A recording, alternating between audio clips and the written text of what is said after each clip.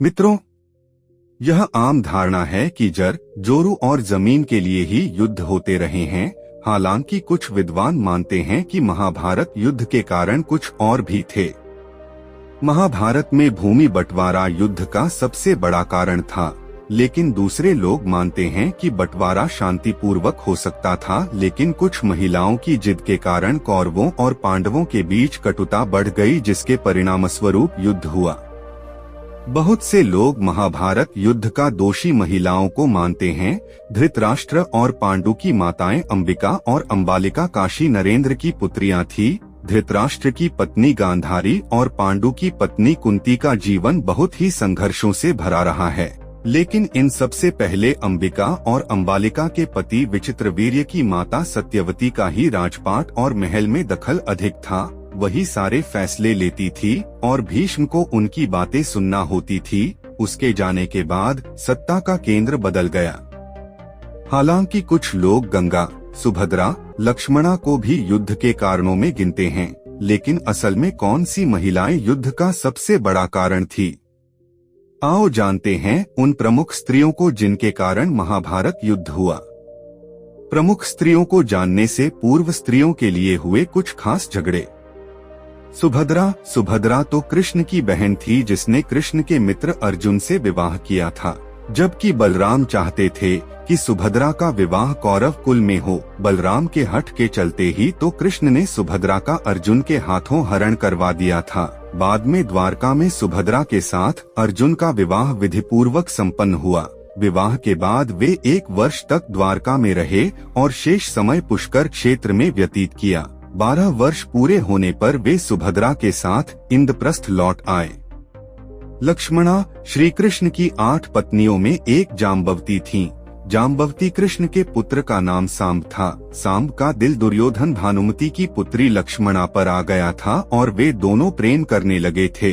दुर्योधन के पुत्र का नाम लक्ष्मण था और पुत्री का नाम लक्ष्मणा। दुर्योधन अपनी पुत्री का विवाह श्री कृष्ण के पुत्र ने नहीं करना चाहता था।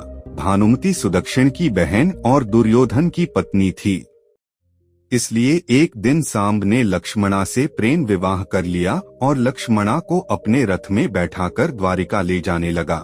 जब यह बात कौरवों को पता चली तो कौरव अपनी पूरी सेना लेकर सांब से युद्ध करने आ पहुँचे। कौरवों ने सांब को बंदी बना लिया। इसके बाद जब श्री कृष्ण और बलराम को पता चला, तब बलराम हस्तिनापुर पहुंच गए। बलराम ने कौरवों से निवेदन पूर्वक कहा कि सांब को मुक्त कर उसे लक्ष्मणा के साथ विदा कर दें, लेकिन कौरवों ने बलराम की बात नहीं मानी। तब बलराम ने अपना रौद्र रूप प्रकट कर दिया। वे अपने हल से ही हस्तिनापुर की संपूर्ण धरती को खींचकर गंगा में डुबोने चल पड़े। यह देखकर कौरव भयभीत हो गए। संपूर्ण हस्तिनापुर में हाहाकार मच गया। सभी ने बलराम से माफी मांगी और तब सांब को लक्ष्मणा के साथ विदा कर दिया। द्वारिका में सांब और लक्ष्मणा का वैदिक रीति से विवाह संपन्न हुआ। पहली स्त्री सत्यवती। महाभारत की शुरुआत राजा शांतनु से होती है। शांतनु को गंगा से एक वीर और देवतुल्य संतान मिली थी, लेकिन शांतनु ने उस संतान की इच्छा या अनिच्छा का ध्यान रखे बगैर अपनी इच्छाओं को ज्यादा महत्व दिया। कहते हैं कि शांतनु भोगविलासी राजा था, क्योंकि उनको राज्य से ज्यादा अपने कुल की वृद्धि की चिंता ज्यादा रहती थी। गंगा के चले जाने के बाद उनका जीवन जब अकेलेपन में बीतने लगा, तब एक दिन नदी के तट पर वे घूम रहे थे तो उन्होंने एक निषाद कन्या को देखा। उसे देखकर वे मोहित हो गए। उन्होंने उसके साथ विवाह करने की ठानी। वे उस कन्या के पिता के पास गए। कन्या का नाम था सत्यवती। इस पर धीवर कन्या के पिता ने कहा, राजन, मुझे अपनी कन्या का विवाह आपके साथ करने में कोई आपत्ति नहीं है, किंतु मैं चाहता हूँ कि मेरी कन्या के गर्भ से उत्पन्न पुत्र को ही आप अपने राज्य का उत्तराधिकारी बनाएं, तो ही यह विवाह संभव हो पाएगा। यह बात सुनकर शांतनु महल लौट आए और उदास तथा चुप रहने लगे। महाराज की इस दशा को देखकर उनके पुत्र देवव्रत भीष्म को चिंता हुई। जब उन्हें मंत्रियों द्वारा पिता की इस प्रकार की दशा होने का कारण पता चला तो वे निषाद के घर जा पहुँचे और उन्होंने निषाद से कहा, हे निषाद, आप सहर्ष अपनी पुत्री सत्यवती का विवाह मेरे पिता शांतनु के साथ कर दें। मैं आपको वचन देता हूँ कि आपकी पुत्री के गर्भ से जो बालक जन्म लेगा वही राज्य का उत्तराधिकारी होगा। कालांतर में मेरी कोई संतान आपकी पुत्री के संतान का अधिकार छीन न पाए, इस कारण से मैं प्रतिज्ञा करता हूँ कि मैं आजन्म अविवाहित रहूंगा। उनकी इस प्रतिज्ञा को सुनकर निषाद ने हाथ जोड़कर कहा, हे देवव्रत, आपकी यह प्रतिज्ञा अभूतपूर्व है। इतना कहकर निषाद ने तत्काल अपनी पुत्री सत्यवती को देवव्रत तथा उनके मंत्रियों के साथ हस्तिनापुर भेज दिया। परिणाम मित्रों आप ही सोचिए, यदि शांतनु सत्यवती को न चाहते तो कुरु वंश का भाग्य कुछ और ही होता। इस राजा ने एक स्त्री के लिए अपने पुत्र के जीवन को नष्ट कर दिया। इससे पता चलता है कि शांतनु एक सामान्य राजा था। उसने अपने राज्य तथा पुत्र को प्राथमिकता न देकर अपनी भोगवृत्ति को प्राथमिकता दी। तो यह कहना उचित होगा कि सत्यवती ही एक प्रमुख कारण थी जिसके चलते हस्तिनापुर की गद्दी से कुरुवंश नष्ट हो गया। यदि भीष्म सौगंध नहीं खाते तो वेदव्यास के 3 पुत्र पांडु, धृतराष्ट्र और विदुर हस्तिनापुर के शासक नहीं होते, या यह कहें कि उनका जन्म ही नहीं होता, तब इतिहास ही कुछ और होता। 2 कुंती भीष्म की प्रतिज्ञा के बाद कुरुवंश का इतिहास बदल गया। महाभारत के अनुसार पांडु अंबालिका और ऋषि वेदव्यास के पुत्र थे। वे पांडवों के धर्मपिता और धृतराष्ट्र के छोटे भाई थे। धृतराष्ट्र के अंधे होने के कारण पांडु को हस्तिनापुर का शासक बनाया गया।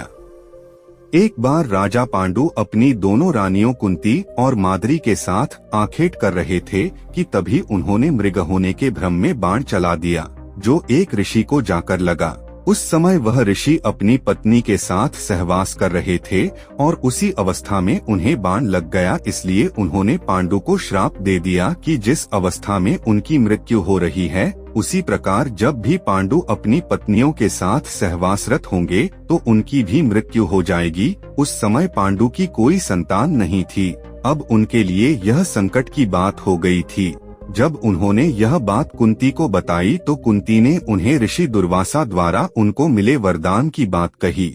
इस वरदान से कुंती किसी भी देवता का आवाहन कर उन्हें बुलाकर उनके साथ नियोग कर सकती थी। विवाह पूर्व उन्होंने सूर्य देव का आवाहन किया था, जिसके चलते कर्ण का जन्म हुआ था, लेकिन कुंती ने लोकलज्जा के कारण उसे नदी में बहा दिया था। खैर पांडु मान गए। तब कुंती ने एक एक कर कई देवताओं का आवाहन किया।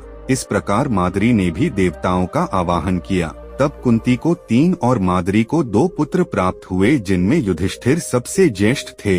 कुंती के अन्य पुत्र थे भीम और अर्जुन तथा माद्री के पुत्र थे नकुल व सहदेव। कुंती ने धर्मराज, वायु एवं इंद्र देवता का आवाहन किया था, तो माद्री ने अश्विन कुमारों का। एक दिन वर्षा ऋतु का समय था और पांडु और माद्री वन में विहार कर रहे थे।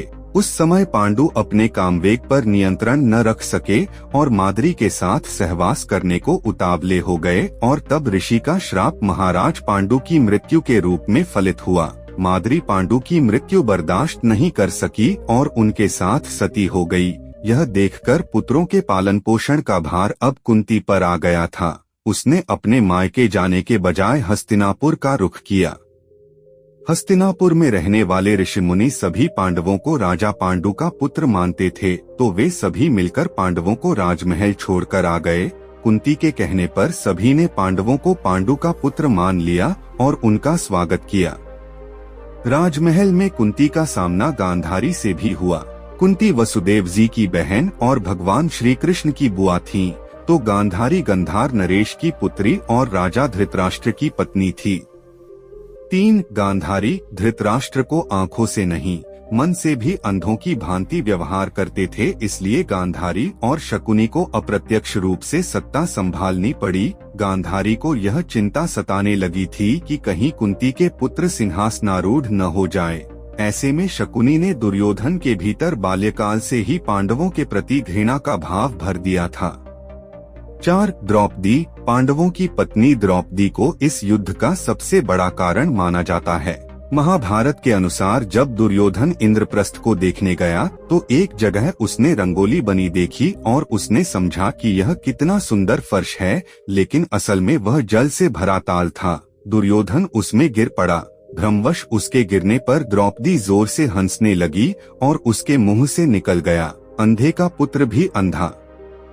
बस यही बात दुर्योधन के दिल में तीर की तरह धंस गई। हालांकि बाद में द्रौपदी को अपनी गलती का एहसास भी हुआ था, लेकिन व्यंग्य में कहे गए शब्द का जो असर होना चाहिए थे वह हो चुका था। दुर्योधन ने अपने इस अपमान का बदला लेने की ठान ली थी। शकुनी ने इस अपमान का बदला लेने की एक तरकीब बतलाई। उसने दुर्योधन से कहा कि पांडवों को द्यूतक्रीड़ा खेलने के लिए आमंत्रित किया जाए। उन्होंने कहा कि राज्य बंटवारे का निर्णय अब इस खेल के माध्यम से ही होगा। द्यूतक्रीड़ा जुआ न खेली गई होती तो युद्ध तो शायद युद्ध भी नहीं होता। पांडवों ने दुर्योधन के आमंत्रण को स्वीकार कर लिया। उन्होंने अपने भाग्य का निर्णय द्यूत के खेल पर छोड़ दिया। लेकिन पांडव तो इस खेल में माहिर नहीं थे, फिर कैसे वे यह खेल खेलने के लिए तैयार हो गए। उनका मानना था कि यह खेल भाग्य पर निर्भर है, न कि चाल, छल या कपट पर। भगवान कृष्ण ने इस खेल का विरोध किया था, लेकिन पांडव नहीं माने। श्री कृष्ण ने कहा कि फिर इस बुरे खेल में मैं साथ नहीं दूंगा।